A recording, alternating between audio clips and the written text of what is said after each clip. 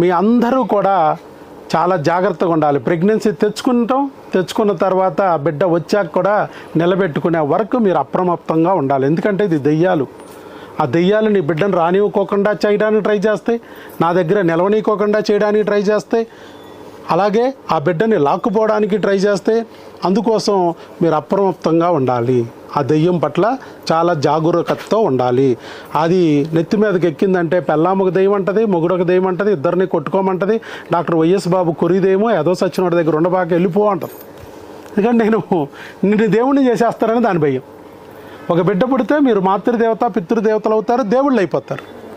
అందుకని ఆ దెయ్యం మాత్రం నా దగ్గర ఉంచుకొని లాగేయడానికి ట్రై చేస్తాను. అందుకే చెప్తాను. Okay, all the best. మరి ఇవన్నీ కూడా మీరు చక్కగా ఫాలో అయితే అతి తొందరలోనే మీరు 12 బిడ్డను పొందుతారు. ఇక్కడ ఉన్న ప్రతి ఒక్కరికి బిడ్డ వస్తుంది. ఎందుకనంటే మిమ్మల్ని ఇక్కడికి పంపించిన వాడు దేవుడు ఒక వీడియో ద్వారా లేదా స్నేహితుల ద్వారా బంధువుల ద్వారా తెలియజేసి మీ కన్యలని, మీ అవమానాలని, మీ బాధల నుంచి బయట పడేయాలని సాక్షాత్తు మీ తండ్రి అయిన దేవుడే మీ వెనకాల నిలబడి తీసుకురాలేకపోతే మీరు ఇక్కడికి రాలేరు.